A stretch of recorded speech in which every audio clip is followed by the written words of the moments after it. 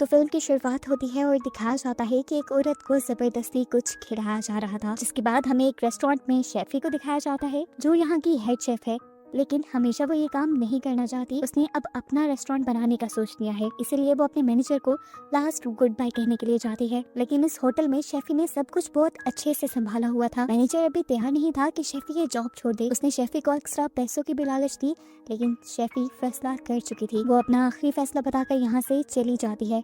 सुबह होने पर वो एक जंगल में बनी हुई खास जगह पर पहुंचती है, जो जगह उसने अपने नए रेस्टोरेंट के लिए चुनी थी। ये जगह पहले भी एक रेस्टोरेंट ही था, लेकिन बंद क्यों हुआ अभी शेफी ये बात नहीं जानती। इसी होटल का विजिट करते हुए उसे बैकयार्ड में एक गार्डन दिखता है, जिसे शायद यहाँ के पुराने शेफ ने लगाया होगा। वो जब इस गार्डन को देख रही थी तभी उसे एक ओल्ड लेडी दिखी। एकदम से उसे अपने पीछे से कुछ आवाज आई। पीछे मुड़ी जब और उसने वापस देखा तो वहाँ पे वो ओल्ड लेडी नहीं थी। इस चीज से शेफी काफी परेशान हो गई। इतनी ही देर में यहाँ पर एंड्रयूस भी आ चुका था, जो उसका पार्टनर था इस होटल में। वो उसे एक दूसरे जंगल थीम वाले रेस्टोरेंट पे लेकर जाता है, ताकि यहाँ की वो सारी चीजें कॉपी करके अपने होटल में ले जा सके। यहीं पर उन्हें लूसिया नाम की एक शेफ भी मिलती है, जो उनके साथ उनके होटल पर काम करने वाली थी। खाना खाते हुए ही एंड्रयूस ने इन दोनों को बताया कि संडे को उन्होंने कुछ इन्वेस्टर्स को इन्वाइट किया हुआ था और उनके लिए शानदार मेन्यू तैयार करने की जिम्मेदारी इन दोनों शेफ पे थी। इसके बाद शेफी अपने घर आती है और रात भर रेसिपीज ढूंढ कर अच्छा मेन्यू बनाने में लग जाती है। वो जंगल वाले होटल के घर में ही थी और उसे रात में दोबारा अपने घर से बाहर एक डरावनी आवाज सुनाई दी। वो घबरा गई। बाहर जाकर उसने देखा तो कोई नहीं था और ना ही बैकयार्ड में कोई था। लेकिन जब वो बैकयार्ड से अंदर आई तो लॉन्च में उसे एक बूढ़ी औरत की पिक्चर मिली। ऐसी ही बूढ़ी औरत को उसने पहले बाहर भी देखा था। इससे पहले कि करीब जाकर वो उस फोटो को देखती, एकदम से शेफी को उस बूढ़ी औरत की परछाई खिड़की पे दिखाई देती है। वो जब खिड़की के पास गई तो वहाँ पर भी उसे कुछ क्लियर नहीं दिखा। वो काफी घबरा गई थी। उसने जाकर स्ट्रेस रिलीफ करने वाली टैबलेट्स ली और फिर सुबह के लिए कुछ कुकिंग की तैयारी करके वो सो जाती है। सुबह काफी अच्छी थी, उसे कोई परेशानी नहीं थी क्योंकि उसने सब कुछ पहले से ही तैयार करके रखा हुआ था। उसने जाकर डो को हाथ लगाया। डो बिल्कुल अच्छी तरीके से राइस हुई थी, लेकिन तभी उसे डो में कुछ हलचल सी महसूस हुई। उसने जब डो को खोल कर देखा तो उसमें बड़े बड़े कीड़े पड़ चुके थे और जो सारी तैयारी रात में उसने की थी, जो सारा खाना रात में उसने तैयार किया था, उसमें फंगस लग चुकी थी। रातों रात ऐसा कैसे हो सकता था? आज शाम इन्वेस्टर्स भी आने वाले थे। वो बुरी तरह पैनिक हो जाती है और अपने हेल्पर से दोबारा सारा सामान लाने को कहती है, ताकि वो यही खाना दोबारा बना सके। अब कुछ ही देर में इन्वेस्टर्स आने वाले थे। किस्मत बुरी शेफी की कि उसे सामान भी मार्केट से पूरा नहीं मिला। उसने जल्दी जल्दी में एक नॉर्मल रेस्टोरेंट वाला खाना बनाया। कुछ स्पेशल वो इन्वेस्टर्स के लिए बना ही नहीं पाई। ऐसे में पहला खाना खाकर इन्वेस्टर्स ज्यादा इम्प्रेस नहीं हुए, लेकिन शेफी ने डिजर्ट काफी अलग बनाया हुआ था। उसे उम्मीद थी कि ये खाकर सारे इम्प्रेस हो जाएंगे। उसने जैसे ही उसे सर्व किया तो देखा कि उसके अंदर से भी कीड़े निकल रहे हैं और बूढ़ा आदमी उसे खाने वाला है। वो उसका हाथ पटक कर रोक देती है, हालांकि वो जानती थी कि ऐसा करना बहुत ही बुरा साबित हो सकता है। अपनी इस हरकत को डिफेंड करते हुए शेफी ने कहा, असल में वो चम्मच बहुत गर्म था जिससे आप खाने वाले थे। मैं आपको किचन से नया स्पून ला देती हूँ। खैर, उसकी इस हरकत के बाद और नॉर्मल से डिशेस खाने के बाद इन्वेस्टर्स उसे कुछ अच्छा तो रिव्यू देकर नहीं चाहते। वो कहते हैं कि ये सब बहुत आम था, किसी भी रेस्टोरेंट से मिल सकता है, आप लोगों को कुछ अच्छा ट्राई करना चाहिए। अब शेफी इस सब से बहुत ज्यादा उदास हो चुकी थी। तब उसके इन्वेस्टर ने उसे कहा, हिम्मत मत हारो और नया मेन्यू तैयार करने में लग जाओ। शेफी को अब बहुत ज्यादा गुस्सा आ रहा था। शेफी ने टेंशन बहुत ली हुई थी और इसी सब में शाम भी हो गई। शाम में दोबारा उसे अपने गार्डन के पीछे से वही अजीब आवाज आई। आज तो उसने ठान लिया कि जो कोई भी होगा उसे मार देगी। चाकू छुपाते हुए वो बाहर निकली तो वो सिर्फ एक रैबिट था, जिसका पीछा करते करते वो एक अजीब सी जगह पर पहुंच गई। यहाँ पर एक गेट लगा हुआ था जिसके अंदर रैबिट चला गया। वो भी इसके अंदर चली गई और अंदर उसने एक बहुत ही अजीब लेकिन बहुत ही खूबसूरत गार्डन देखा। ऐसा गार्डन और ऐसे पौधे उसने आज से पहले कभी नहीं देखे थे। इन पर जो फल लगे थे वो भी आज तक उसने कभी नहीं देखे थे। उसने एक फल को चेक करने के लिए जब उतारा तो देखा इसके अंदर भी वही कीड़े थे जो उसकी डो में लग गए थे। इन कीड़ों को देखकर वो डर गई और उसका पाँव किसी चीज से लगा, नीचे गिरी। सर किसी हार्ड पत्थर से टकराने की वजह से वो वहीं पर बेहोश हो गई। बेहोश होने से पहले उसे एक बूढ़ी औरत की ग्लिम्स आई थी जो उससे कुछ कह रही थी। उसे जब होश आया कुछ देर बाद तो वो अपने बेड पर थी। कपड़े उसके मिट्टी से लथपथ हुए थे। इससे पहले कि वो कुछ समझ पाती कि उसके साथ ये सब कैसे हुआ, एंड्रयूस उससे मिलने आ जाता है और उसको बताता है कि इन्वेस्टर्स को खाना पसंद नहीं आया। उन्होंने कहा है कि शेफ बदल दें, फिर इन्वेस्टमेंट दी जाएगी। ये सुनकर शेफी का गुस्सा और भी ज्यादा बढ़ जाता है क्योंकि उसने अपनी पूरी जिंदगी की कमाई अपनी जॉब, सब कुछ इस रेस्टोरेंट पर कुर्बान कर दिया था और ऐसे कैसे वो शेफ बदलने का कह सकते थे। खैर शेफी अपने गुस्से को ठंडा करती है और एंड्रयू से कहती है, प्लीज मुझे 2 हफ्ते का टाइम दो, मैं सब कुछ पहले की तरह बेहतर कर दूंगी। अब शेफी रोज खाना बनाने में लग जाती है, लेकिन किसी भी दिन उसका खाना मजेदार बन ही नहीं रहा था। उसे समझ नहीं आ रही थी वो गलती कहाँ कर रही है। खैर उसी दिन उसे अपनी जैकेट की पॉकेट में से एक फल मिला। ये जैकेट गार्डन में गंदी हुई थी, ये गार्डन का फल था जिसे उसने साइड पे रखा और दोबारा खाना बनाना शुरू कर दिया। लेकिन खाना इस मर्तबा भी अच्छा नहीं बना। फ्रस्ट्रेट होकर उसने सारा खाना गिरा दिया और फिर उस फल को चखा। ये फल बहुत ही ज्यादा मजेदार था। इसको खाकर शेफी को आइडिया आया कि क्यों ना उसी गार्डन के फलों से खाना बनाया जाए। वो अब बिना कुछ सोचे समझे गार्डन में जाती है एक छुरी लेकर और सारे पौधों का थोड़ा थोड़ा सैंपल ले लेती है। उसने सारे चख के देखे, ये सारे मजेदार थे, यहाँ तक कि इन पौधों के पत्ते भी मजेदार थे। उसने इन सारे पौधों का टेस्ट लिखकर नोट्स बना लिए कि खाने में क्या चीज किस तरह डलेगी और क्या टेस्ट देगी। यहाँ गार्डन के एक दरख्त पर उसने एक अजीब सा सिंबल भी बना देखा था। ये सिंबल उसने अपने घर में लगी उस ओल्ड लेडी की पिक्चर पे भी देखा है। उसने अपने जहन में थ्योरी बनाई कि शायद ये गार्डन उस ओल्ड लेडी ने लगाया होगा। उसका गार्डन का और सिंबल का कोई कनेक्शन तो है। खैर घर को सर्च करते हुए उसे एक और ऐसी बुक मिलती है जिसके अंदर गार्डन में लगाए गए सभी पौधों की इंफॉर्मेशन थी, जिनसे शेफी को बहुत मदद मिली। खैर वो इन्हीं गार्डन से लाए फलों और पौधों से खाना बनाना शुरू करती है और अपनी साथी शेफ को टेस्ट करने को कहती है। शेफ ने जब इसे टेस्ट किया तो हैरान रह गई। एक आम सी डिश इतनी मजेदार कैसे हो सकती थी। उसने शेफी से पूछा, आखिर तुम ये सारी चीजें लाई कहाँ से हो और ये मिली कहाँ से। शेफी ने गार्डन के बारे में बताने के बजाय उसे झूठ बोल दिया कि ये सब चीजें मेरी फ्रेंड ने ला कर दी हैं। एक दिन ऐसे ही जब ये लोग बैठे बातें कर रहे होते हैं तो इन्हें गार्डन के पास एक बूढ़ा आदमी दिखाई देता है। शेफी फौरन ही इस आदमी को देखकर उसके पास जाने के लिए खड़ी हो जाती है। वो उससे पूछना चाहती थी कि आखिर तुम कौन हो, यहाँ क्या कर रहे हो, पर उसके करीब जाने से पहले ही वो आदमी गायब हो गया। शेफी का हेल्पर जो पास के ही इलाके में रहता था वो शेफी को बताता है कि ये सब होना यहाँ आम बात है। माना जाता है कि पहले इस जगह पर एक विच रहती थी जिसने इस गार्डन को बनाया था। इस गार्डन में सब अजीब था। वो इस गार्डन की चीजों से रस निकाल कर दूसरों को पिलाकर अपने वश में कर लिया करती थी और अपने साथ रहने पर मजबूर करती थी। पर एक दिन ये बात गांव में फैल गई और जब लोग उस जगह को चेक करने के लिए आए तो तब विच वहाँ से भाग गई और उसके गार्डन में कीड़ा लग गया था। वो लड़का शेफी से कहता है, आप परेशान मत होना, ये सब पुरानी बातें हैं, कितना सच है इसमें कितना झूठ कोई नहीं जानता। शेफी अब उससे कहती है, तुमने जो कहा सब सच है, मैंने उस औरत को भी देखा था, बस एक झलक। शायद वो चाहती है कि मैं उसके गार्डन की देख रेख करूँ और शेफी अब ये करने भी लग जाती है। कई दिन वो उस गार्डन की देख रेख करती है और रात में अपने रेस्टोरेंट के लिए उन्हीं के पौधों से और उनके टेस्ट से नोट्स बनाती है। इस नोट्स और अपने मेन्यू के नीचे उसने वो सिंबल भी बनाया था जो उसने गार्डन के दरख्त और औरत की पिक्चर में देखा था। ये सिंबल बनाते ही उसे अजीब सी आवाज आई। आज उसे ये आवाज बेसमेंट से आई थी जिसके अंदर भी एक टनल थी। वो अंदर गई तो वहाँ भी गार्डन से रिलेटेड चीजें रखी हुई थी। वो इन चीजों को देख ही रही थी कि एक अजीब डरावना हाथ शेफी की तरफ बढ़ता है, जिसे देखते ही वो डर गई, वो घबरा गई बुरी तरह। औरत ने फिर से वही बात बोली जैसे वो गार्डन की हिफाजत करने को कह रही हो, लेकिन जो भी था बहुत डरावना था। ये सीन भी बहुत ही ज्यादा हॉरिबल था। शेफी भाग कर अपने रूम में वापस आ गई और आज जो सब उसने देखा था उसकी वजह से उसे बुखार भी हो गया। लेकिन अगले ही दिन से वो फिर काम पे लग गई।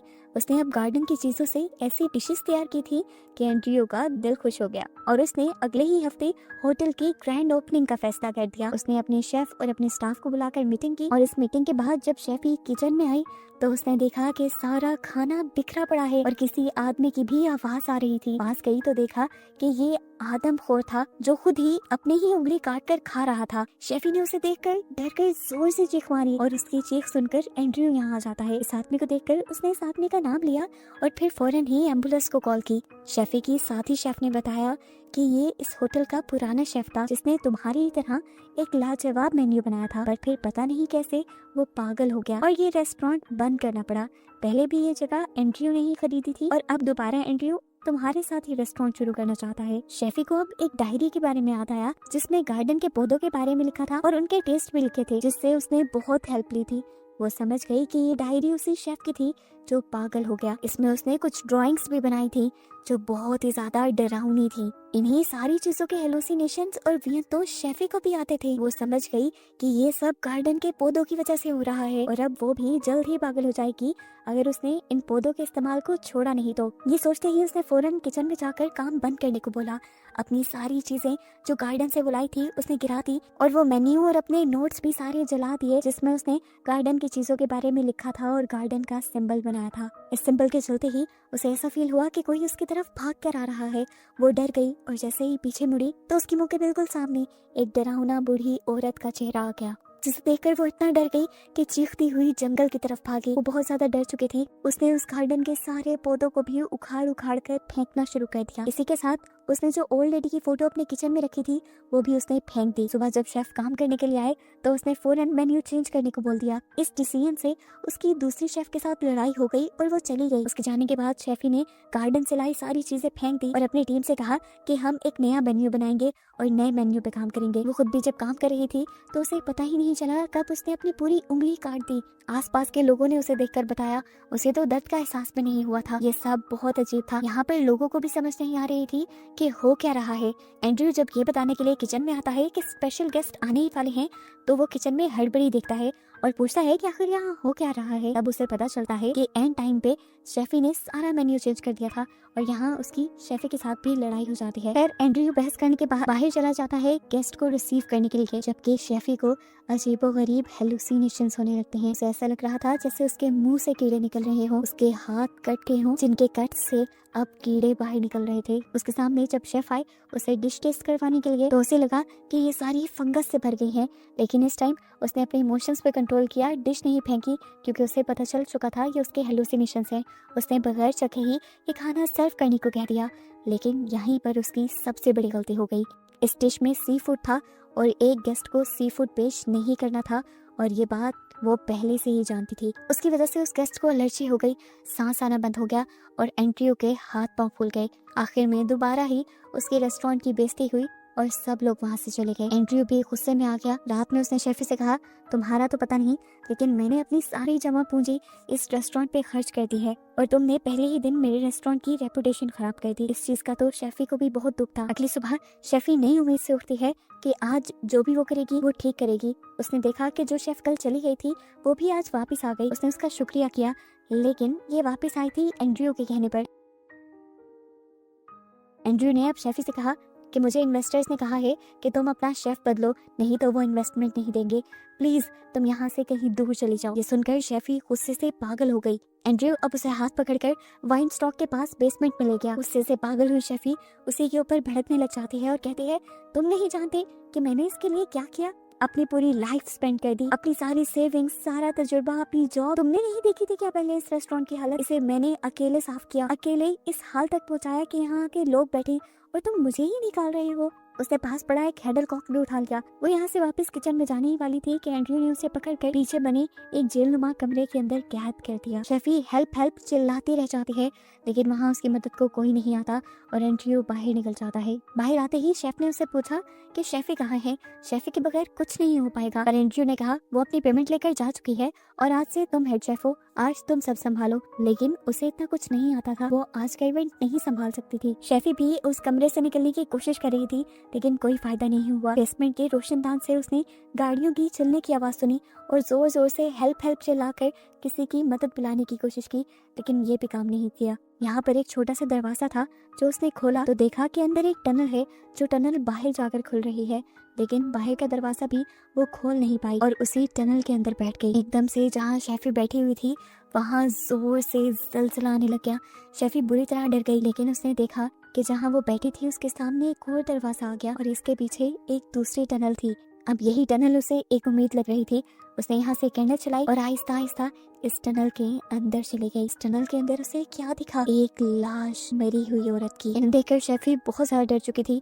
उसने पीछे जाने की कोशिश की तो मिट्टी ने उसका रास्ता बंद कर दिया। ना चाहते हुए भी उसे आगे ही बढ़ना था, लेकिन आगे तो वो लाश थी। शेफी ने हिम्मत पकड़ी और इस लाश के ऊपर से गुजरने का फैसला किया तो उसने देखा कि ये लाश उसी बुढ़ी औरत की थी जिसकी पिक्चर उसके घर में लगी हुई थी। शेफी देखती है कि इसने यहाँ पर कुछ लिखा हुआ भी था। उसने लिखा था कि मरने के बाद इंसान और सारी क्रिएचर मिट्टी के लिए न्यूट्रिशन बन जाते हैं और वो भी मरकर अपने गार्डन को पावर देना चाहती थी। सीन्स एकदम से फ्लैशबैक में चले जाते हैं और हमें वही मूवी का स्टार्टिंग सीन दिखाया जाता है जहाँ पर एक औरत को कुछ औरतें मिलकर कुछ जबरदस्ती पिलाने की कोशिश कर रही थी। असल में वो लोग उसके साथ जबरदस्ती नहीं कर रहे थे, वो उसका इलाज कर रहे थे। इस औरत को बहुत ज्यादा बुखार था जिसका इलाज कोई डॉक्टर नहीं कर पाई थी। ये बेचारी औरत तो अपनी गार्डन की जड़ी बूटियों से उस औरत का इलाज कर रही थी। वो अपने गार्डन में लगी है हर पौधे और उसके हर फायदे के बारे में जानती थी। ये गार्डन उसने खुद बनाया था और इससे उसे बहुत ज्यादा लगाव था। उस दिन जब वो उस औरत का इलाज कर रही थी तो गांव के लोगों ने उसे देख लिया